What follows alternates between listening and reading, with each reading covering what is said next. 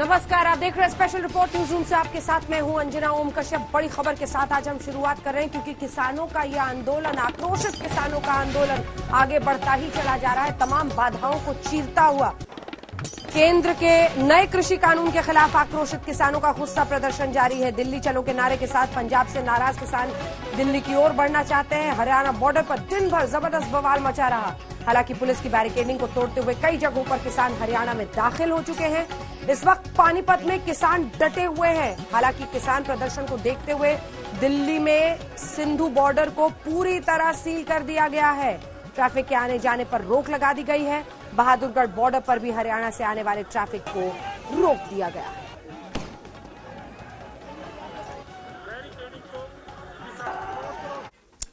पंजाब से जब हजारों किसानों का ये पूरा आंदोलन शुरू हुआ तो जगह जगह पर पुलिस तैनात हो गई।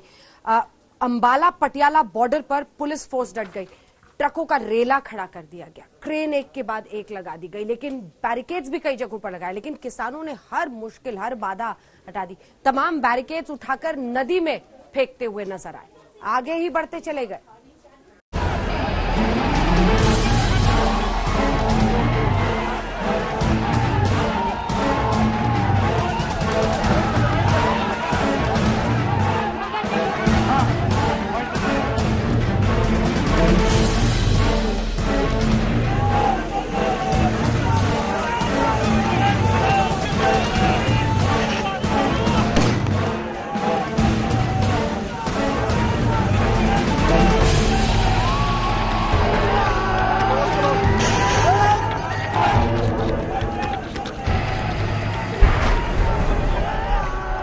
बैरिकेडिंग गया पानी में, क्रेन की आ गई शामत,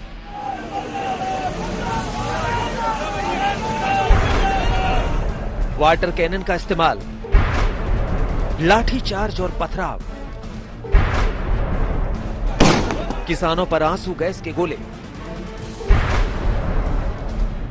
भड़के किसान आंदोलन के शोले। कृषि बिल के विरोध में पंजाब के किसानों के दिल्ली कूच में खलल पड़ी तो कोहराम मच गया। अंबाला में पंजाब हरियाणा बॉर्डर पर पुलिस ने किसानों के इस आंदोलन पर पानी फेरने की कोशिश की, लेकिन इससे आंदोलन की आग और भी भड़क उठी। हरियाणा पंजाब का बॉर्डर है और यहाँ पर हरियाणा पुलिस एक तरफ है तो दूसरी तरफ पंजाब से किसान जो धीरे धीरे करके आगे बढ़ रहे थे उनको इस बॉर्डर पर रोका गया है और रोकने के लिए पुलिस को मशक्कत करनी पड़ रही है। देखिए, वाटर कैनन का इस्तेमाल इन किसानों पर किया जा रहा है। और यहाँ पर ये भी बता दूं, अब यहाँ पर तापमान इस समय तकरीबन 15 डिग्री है, यानी कि ठंड की शुरुआत हो चुकी है। लेकिन वाटर कैनन के इस्तेमाल के बावजूद ये किसान पीछे हटने को तैयार नहीं है। ठंड के मौसम में किसानों पर पानी की बौछार हुई, लेकिन उनके इरादों पर पानी कोई असर नहीं डाल पाया। किसान पानी में भीगते रहे, नारेबाजी करते रहे। इससे पहले अंबाला पटियाला हाईवे के शंभू बॉर्डर पर हरियाणा पुलिस ने किसानों को रोकने के लिए जो बैरिकेड लगाए थे, किसानों ने उसे उखाड़कर पुल के नीचे नदी में फेंक दिया। बॉर्डर पर रोके जाने की वजह से किसान लगातार उग्र हो रहे थे। उनकी नारेबाजी चल रही थी। पुलिस उनके आगे बिल्कुल लाचार दिखाई दे रही थी। पुलिस ने किसानों का काफिला रोकने के लिए जो क्रेन रास्ते में लगाई थी, किसानों ने उसको भी धक्का देकर आगे ढकेल दिया। पुलिस ने तमाम मशक्कत की, तमाम कोशिशें की कि इन किसानों को यहाँ पर रोका जाए, लेकिन किसान यहाँ पर अनियंत्रित हो रहे हैं, अनकंट्रोल हो रहे हैं। ये देखिए, इस क्रेन को किस तरीके से आगे खींच रहे हैं और पुलिस कहीं ना कहीं ऐसा लग रहा है कि बेबस नजर आ रही है। पुलिस ने वाटर कैनन इस्तेमाल किया, लाठीचार्ज किया, टीयर गैस छोड़े, लेकिन किसान नहीं माने। और अब ये देखिए, ये वो तस्वीरें हैं जो कहीं ना कहीं डरा रही हैं, विचलित कर रही हैं कि किसान पीछे नहीं हट रहे हैं। किसानों के हजारों के हुजूम को रोकने के लिए पुलिस ने आंसू गैस के गोलों का इस्तेमाल किया। टीयर गैस छोड़नी अब हरियाणा पुलिस ने शुरू की है। टीयर गैस, ये देखिए, आंसू गैस के गोले यहाँ पर छोड़े जा रहे हैं और साफ कह रही है ये तस्वीरें कि किसान जिस तरीके से ऐलान कर रहे थे, पीछे हटने को तैयार नहीं है। इसके बाद किसानों और पुलिस में जैसे आमने सामने की जंग हो गई। नाराज किसानों ने पुलिस फोर्स पर पथराव कर डाला। इसके चलते पुलिस को बैकफुट पर जाना पड़ा। कुल मिलाकर सिचुएशन जो है जिसको संभालने की कोशिश की जा रही थी वो यहाँ पर अब बिगड़ती जा रही है और ये किसान अब पंजाब से हरियाणा में दाखिल हो चुके हैं और जो वाटर कैनन और टीयर गैस की मशीनें हैं वो कहीं ना कहीं बेबस नजर आ रही हैं कि बस अब ये इनका इस्तेमाल नहीं हो पाएगा। तो कुल मिलाकर जो हालात थे वो यहाँ पर चिंताजनक बने हुए हैं, डर लग रहा है। और ये देखिए अभी यहाँ पर जो है पथराव किया गया था, ये देखिए ईंट और ये पत्थर, ये जहाँ पर मीडिया कर्मी है वहां पर भी पथराव किया गया। तो हमने भी बड़े डर और संभल कर ये रिपोर्टिंग हम कर रहे हैं क्योंकि हालात यहाँ पर बहुत अच्छे नहीं है।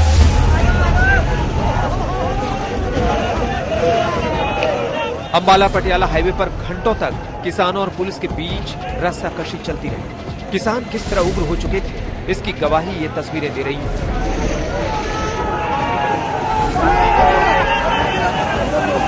पुलिस ने दमकल की जिन गाड़ियों से प्रदर्शनकारी किसानों पर पानी की बौछार की थी, किसानों ने उस दमकल पर कब्जा कर लिया। पानी की पाइप खोल दी, सारा पानी सड़क पर फैलने लगा। इस बैरिकेडिंग को किसानों ने उठा के फेंक दिया। वाटर कैनन का इस्तेमाल किया गया था, उस वाटर कैनन से भी नहीं रुके और जो एक किसानों का काफिला सुबह पंजाब से शुरू हुआ था फिलहाल कुरुक्षेत्र में पहुंच चुका है। और यहाँ पर हालत क्या है, जगह जगह पर हरियाणा पुलिस इन किसानों को रोकने की कोशिश कर रही थी लेकिन हालात जो है कहीं ना कहीं बेकाबू होते जा रहे हैं। और जिस तरीके से ये किसान लगातार आगे बढ़ रहे हैं, ये देखिए तस्वीरें यहाँ की, ये फायर ब्रिगेड है, वाटर कैनन के इस्तेमाल के लिए यहाँ पर लाई गई थी। इस पर भी किसानों ने चढ़कर खूब तोड़फोड़ की है। चारों तरफ जहाँ पर भी नजर जाती है सिर्फ किसानों की भीड़ है।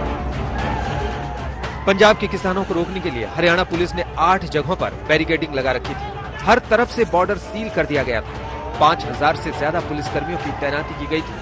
अंबाला के पास शंभू बॉर्डर पर जब हालात काबू से बाहर जाने लगे तो आरएएफ के दस्ते को भी सड़क पर उतार दिया गया। बहरहाल पुलिस ने 100 से ज्यादा किसानों को हिरासत में लिया है। एहतियातन धारा 144 लागू कर दी गई है।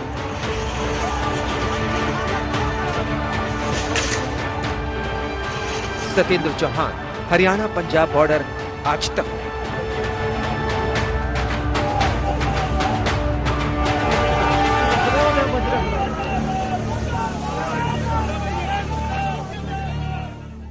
किसानों की पहली भिड़ंत पुलिस के साथ हुई अंबाला में, उसके बाद कुरुक्षेत्र और फिर तीसरी भिड़ंत हुई करनाल में। लेकिन लगातार अंबाला के बाद करनाल में भी किसानों को रोकने के लिए पुलिस ने तरह तरह के तरीके अपनाए, जिसमें आंसू गैस के गोले तक छोड़े, कई जगहों पर पानी की बौछारें वो छोड़ते रहे।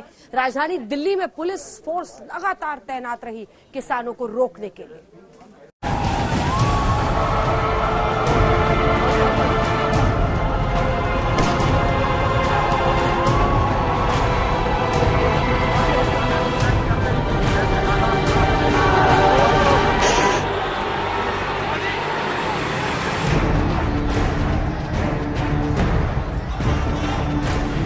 ये हरियाणा के करनाल की तस्वीरें, जहां पंजाब से दिल्ली के लिए निकले किसानों को पुलिस रोकने की कोशिश में जुटी है। किसानों पर वाटर कैनन से पानी की तगड़ी बौछार हो रही है। किसान फिर भी रुकने के लिए तैयार नहीं। किसानों और पुलिस के बीच इस टकराव में कई किसान घायल भी हो गए। अब ये किसान धीरे धीरे करके फिर एक बार आगे बढ़ रहे हैं। ये तस्वीरें मैं आपको दिखा रहा हूँ, ये बैरिकेडिंग है और इस बैरिकेडिंग पे इन किसानों को यहाँ पर रोका गया था करनाल में।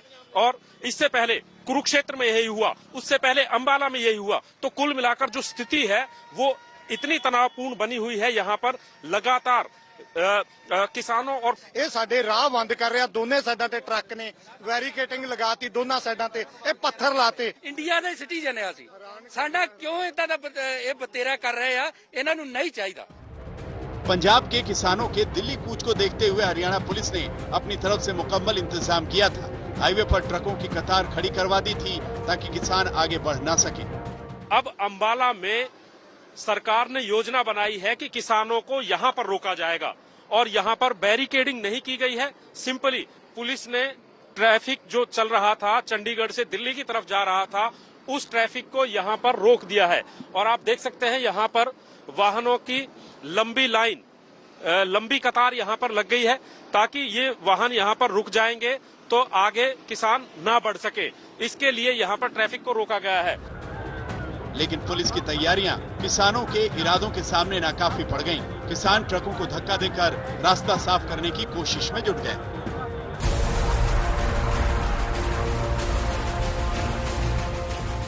दिल्ली पहुंचने के रास्तों पर पुलिस का सख्त पहरा था।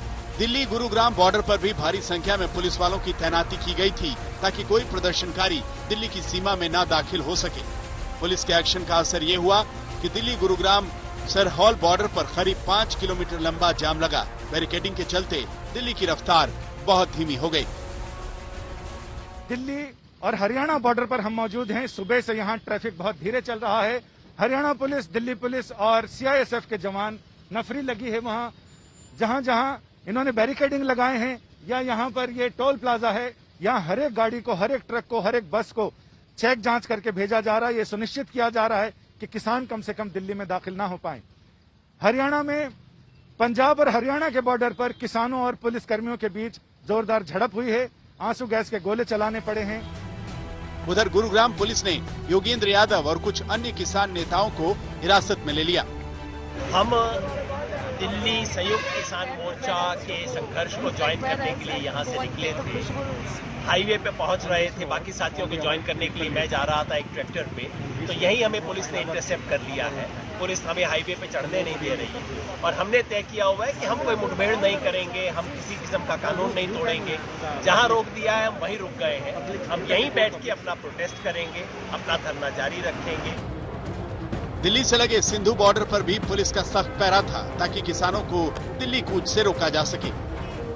इस वक्त हम लोग दिल्ली हरियाणा के सिंघू बॉर्डर पे मौजूद हैं और आप यहाँ पर देखिए सुबह से ही पुलिस की मौजूदगी थी।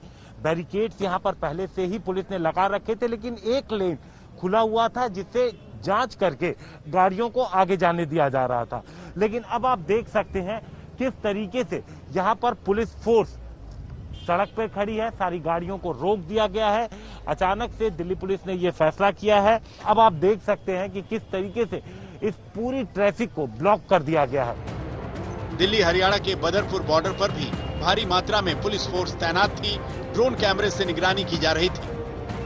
दिल्ली हरियाणा बॉर्डर पर ये तस्वीरें हैं फरीदाबाद के बदरपुर बॉर्डर से, और बदरपुर बॉर्डर पर चाक चौबंद पुलिसिया व्यवस्था तो है ही, साथ ही साथ नजर रखी जा रही है। ड्रोन से तमाम जो व्यवस्था है वो की गई है, क्योंकि ऐसा अनुमान है कि यहाँ पर किसानों के आंदोलन के बाद यहाँ से दाखिल हो सकते हैं किसान, और इसीलिए पुलिस की व्यवस्था चौक चौबंद है।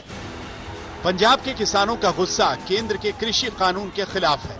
कई विपक्षी दल भी कृषि कानून के खिलाफ लगातार आवाज उठाते रहे, लेकिन प्रधानमंत्री मोदी कई बार भरोसा दिला चुके हैं कि किसानों के हितों की चिंता सरकार को है। वो बता चुके हैं कि एमएसपी व्यवस्था हमेशा जारी रहेगी, साथ ही सरकारी खरीद की व्यवस्था भी खत्म नहीं होगी। एमएसपी कभी खत्म नहीं होगी। देश के माननीय प्रधानमंत्री नरेंद्र मोदी जी ने अपने जन्म दिवस के अवसर पर पूरे देश के किसानों को आश्वस्त किया था कि एमएसपी है, एमएसपी थी और एमएसपी रहेगी। इसके बाद कुछ बचता नहीं है। कृषि विधेयकों में एमएसपी के ऊपर कोई चर्चा नहीं है। कृषि कानून को लेकर जारी उग्र प्रदर्शन के बीच जींद में भी किसानों का गुस्सा दिखा। वहां भी किसान जबरदस्ती बॉर्डर क्रॉस कर गए। पुलिस को पीछे हटना पड़ा। दिल्ली से हिमांशु मिश्रा, झज्जर से प्रथम शर्मा और गुरुग्राम से संजय शर्मा के साथ अरविंद ओझा, आज तक।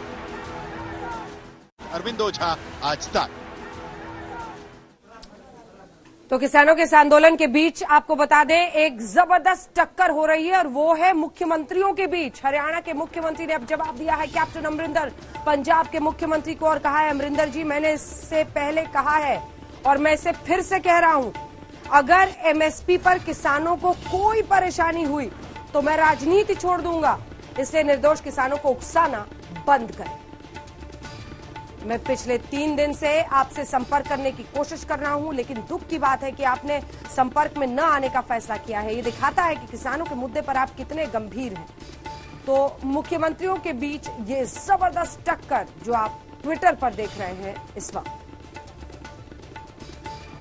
किसानों में है जबरदस्त आक्रोश और इसीलिए तमाम बाधाओं के बावजूद किसान एक साथ होकर बाधाओं को हटाते हुए, चीरते हुए आगे बढ़ रहे हैं।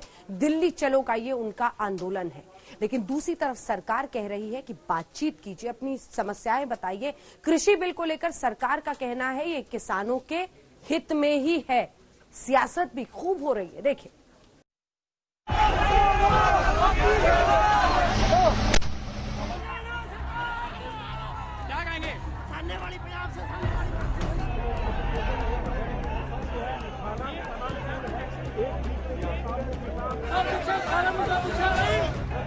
किसानों के आंदोलन से 3 सूबों में हलचल मची हुई है।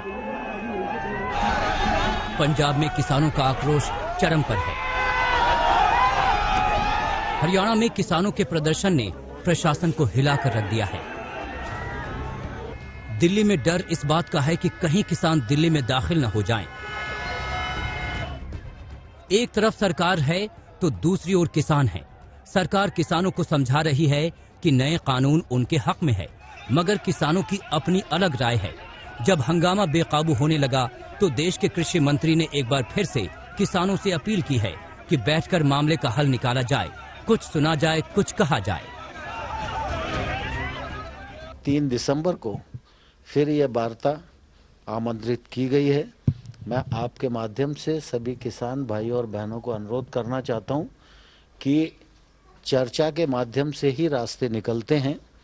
भारत सरकार चर्चा के लिए खुले मन से तैयार है।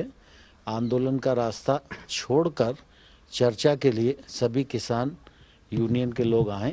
हम लोग जरूर उनसे बात करेंगे और उनका स्वागत करेंगे। पंजाब में किसानों ने सबसे ज्यादा बवाल काटा।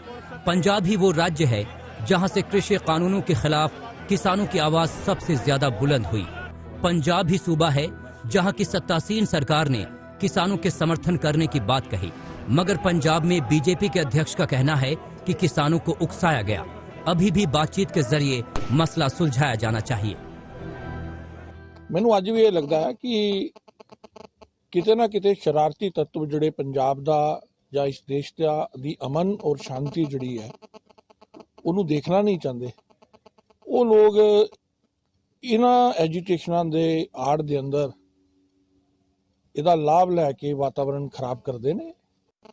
ਜਦੋਂ ਵੀ ਟੇਬਲ ਤੇ ਗੱਲਬਾਤ ਸ਼ੁਰੂ ਹੋ ਜਾਂਦੀ ਹੈ, ਜਦੋਂ ਤੱਕ ਉਹ ਗੱਲਬਾਤ ਦਾ ਸਿੱਟਾ ਨਹੀਂ ਨਿਕਲਦਾ ਜਾਂ ਵਾਰਤਾ ਟੁੱਟਦੀ ਨਹੀਂ ਹੈ, ਤਦ ਤੱਕ ਅੰਦੋਲਨ ਦੇ ਸਰੂਪ ਬਦਲਦੇ ਨੇ।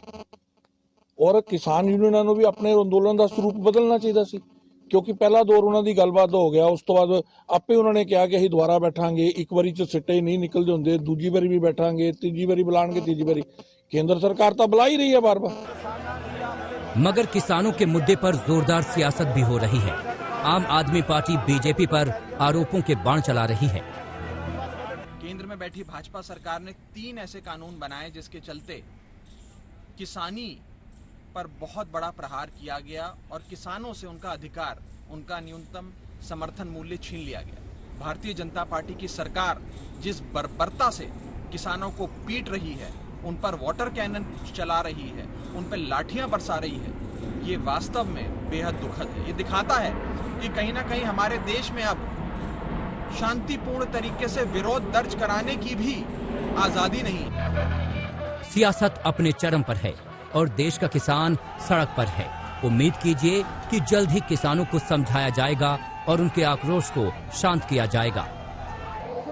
दिल्ली से संजय शर्मा और कुमार कुणाल के साथ सत्येंद्र चौहान, अंबाला, आज तक।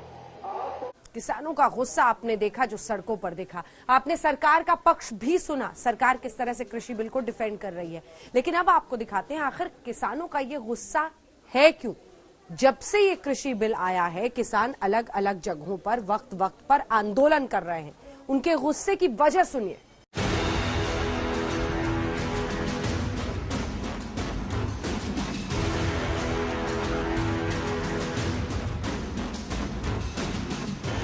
जिन्हें कहते नहीं थकते अन्नदाता, कहते नहीं थकते भाग्य विधाता, ये वही किसान है। जिनसे मुकम्मल होता है देश का अभिमान, ये वही किसान है। लेकिन किसान खेत में नहीं है, सड़क पर है।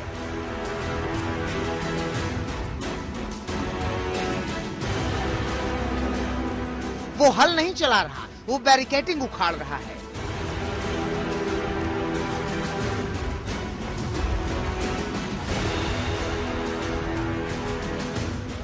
और उस पर बरस रहा है प्रशासन का पानी। लेकिन ये कोई आज का मसला नहीं है। सितंबर 2020 ये वो महीना था जब संसद में नए कृषि बिल ने कानून की शक्ल ली थी। कृषि उपज व्यापार और वाणिज्य कानून 2020, कृषक कीमत आश्वासन और कृषि सेवा करार कानून 2020 और आवश्यक वस्तु संशोधन कानून 2020। कृषि से जुड़े ये 3 कानून पास हुए थे और इन्हीं कानूनों का किसान विरोध कर रहे थे।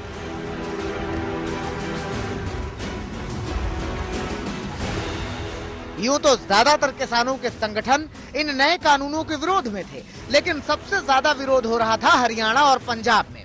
पंजाब में तो किसानों के विरोध को देखते हुए अकाली दल के कोटे से केंद्रीय मंत्री रही हरसिमरत कौर ने इस्तीफा दे दिया।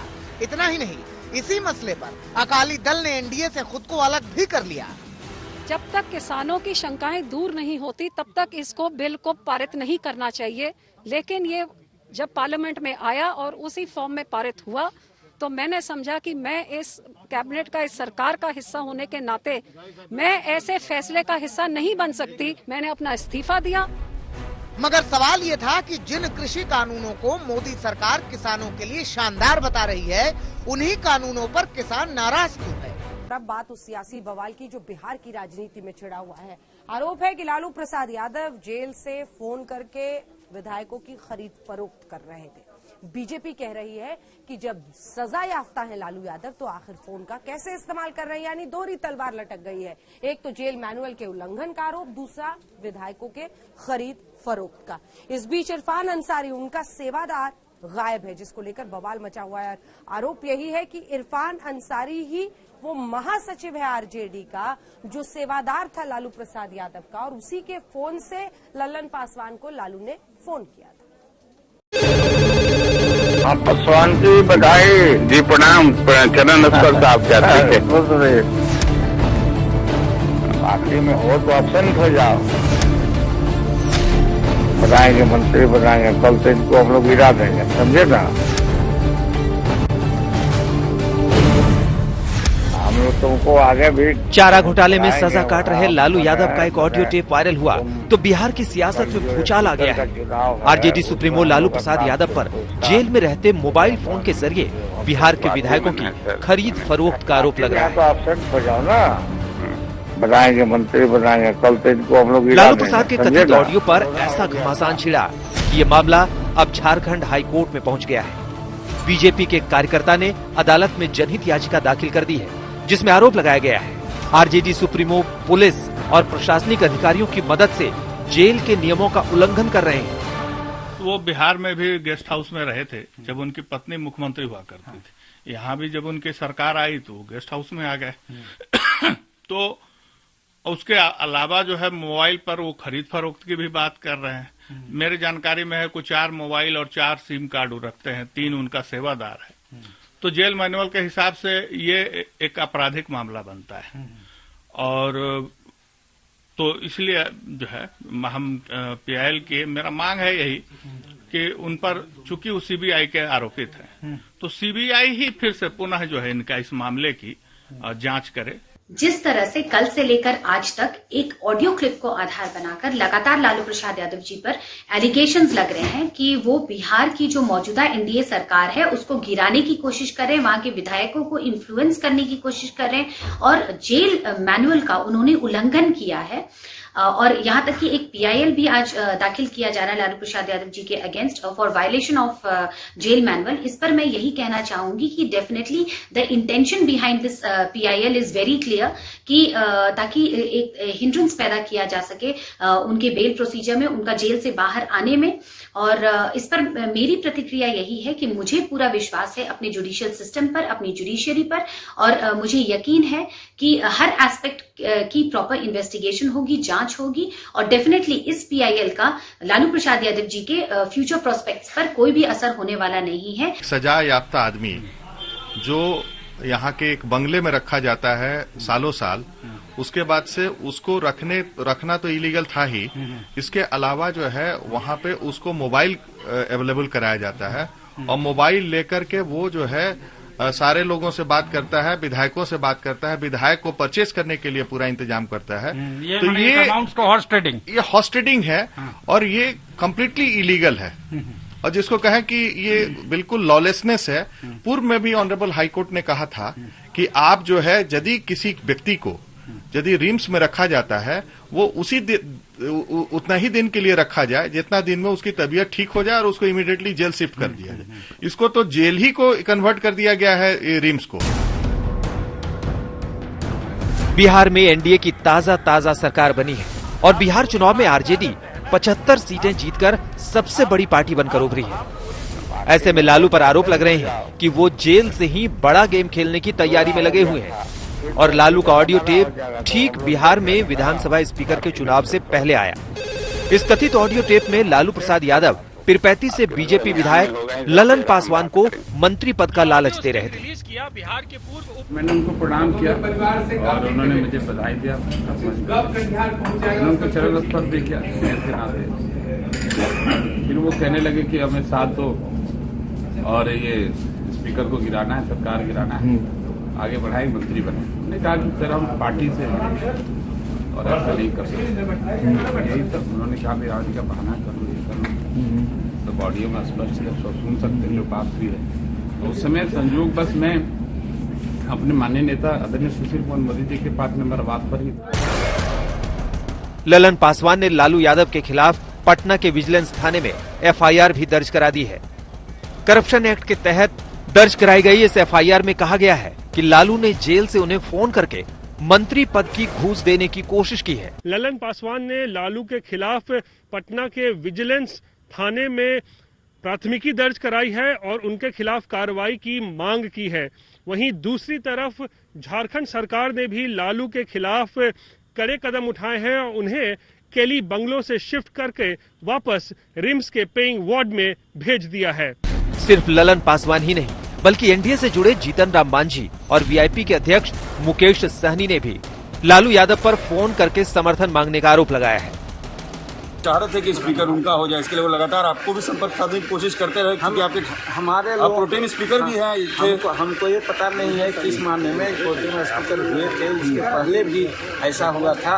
वो बहुत तरह का लोग हमारे लोगों को दे रहे थे, मुख्यमंत्री बना देंगे, ये कर देंगे, सारे लोगों को मंत्री बना देंगे इत्यादि अभी बात को वहाँ से रह करके वो यहाँ राजनीति कर रहे थे। ये गलत परंपरा है, इसकी जांच होनी चाहिए। मैं भी कहता हूँ कि पूर्ण रूप में जांच हो कि लालू प्रसाद जी जेल में है कि वहाँ रह करके लोगों से प्रोटेस्ट करवा रहे हैं। देखिए वो जाहिर सी बात है, एक विधायक को वो फोन कर सकते हैं कि वो कांग्रेस का वोट लेने के लिए। जाहिर सी बात है, एक पार्टी पर लोग कितनी बात करेंगे वो किए और उसका जवाब उनको मिल गया। क्या जवाब दिए? बहुत समय आएगा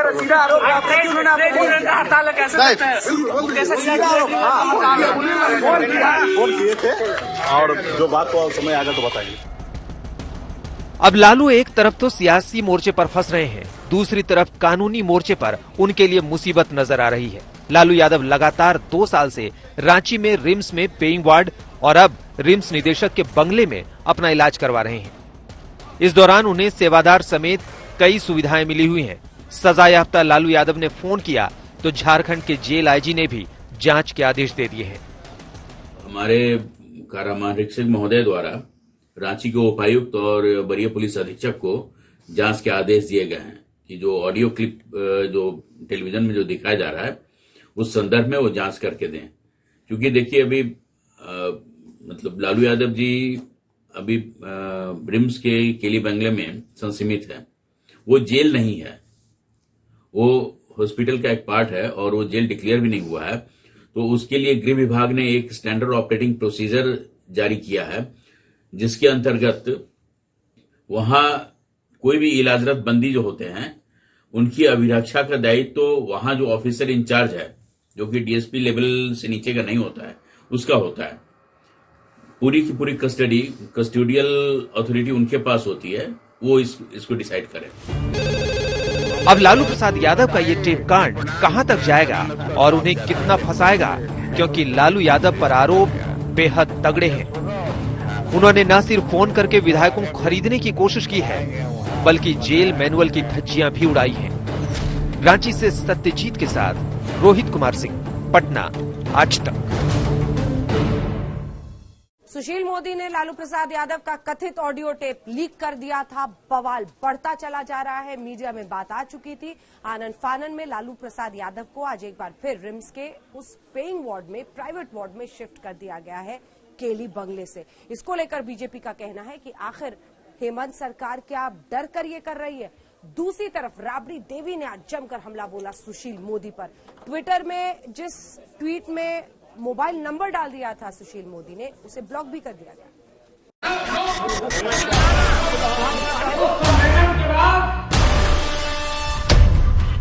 आप पासवान जी बधाई जी, प्रणाम।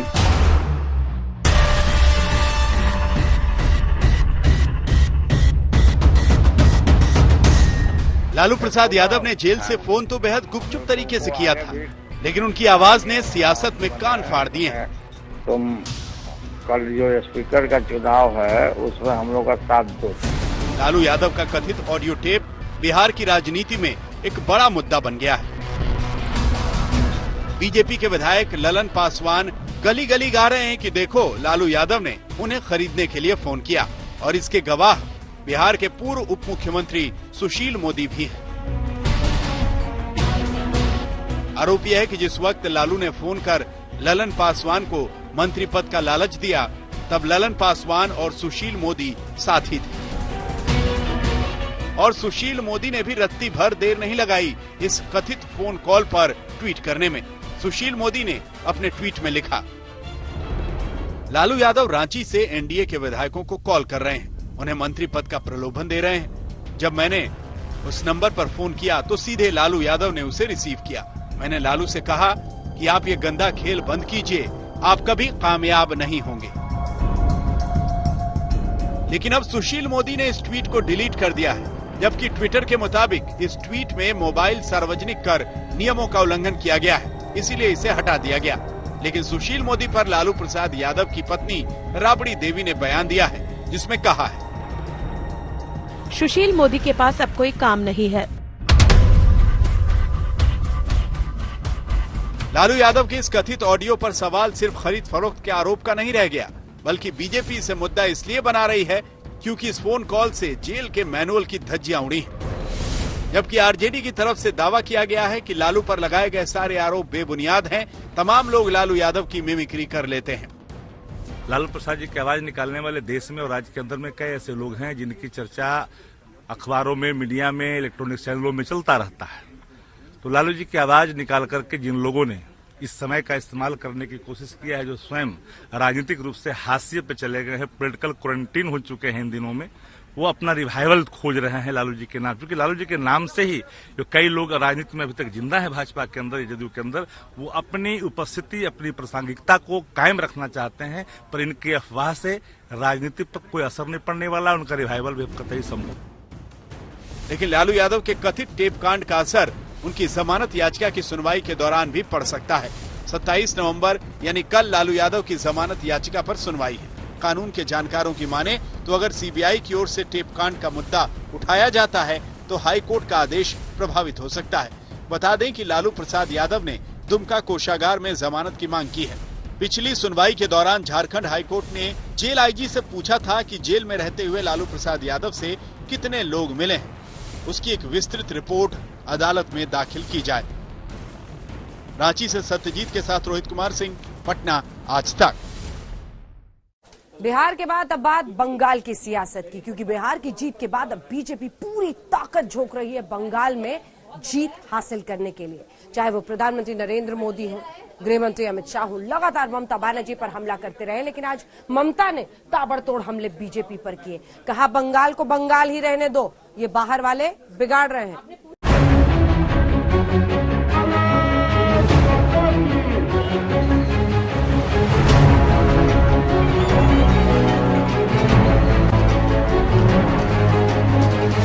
मौत का खेल खेल करके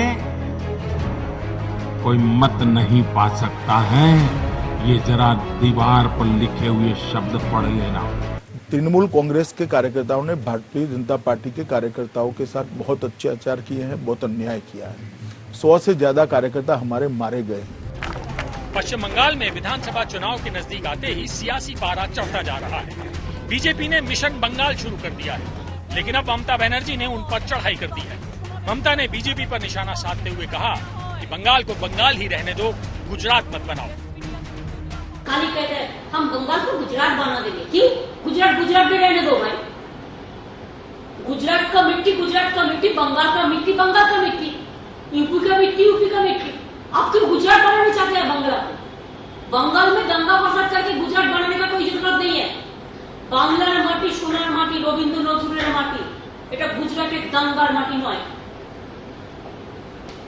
सबको गाल देता है, देखो गुजरात में क्या चल रहा है, यूपी में क्या चल रहा है, कोई लोगों तो बात भी नहीं कर सकते। इसके साथ ही ममता बनर्जी ने केंद्रीय गृह मंत्री अमित शाह पर भी निशाना साधा। दिल्ली में आपने नहीं देखा कितना लोग दंगा में मर गया सीए के बात के लेके, एनपीआर के लिए, एनआरसी के लिए? कोई कुछ अपोज भी नहीं कर सका, कोई कुछ बोल भी नहीं सका, सबको गोली बंद कर दिया। जिस तरह से बंगाल में बीजेपी और ममता बनर्जी के बीच जंग छिड़ी हुई है, बंगाल का चुनाव बेहद दिलचस्प होने जा रहा है। इंद्रजीत कुंडू, कोलकाता, आज तक।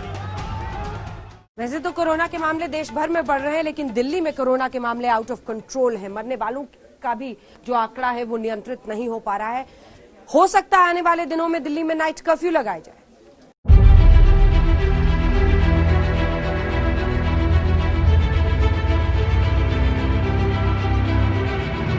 दिल्ली में कोरोना को कंट्रोल करने के लिए सख्त एक्शन शुरू हो चुका है। इतना ही नहीं, दिल्ली में कोरोना की रफ्तार को कम करने के लिए नाइट कर्फ्यू भी लगाया जा सकता है।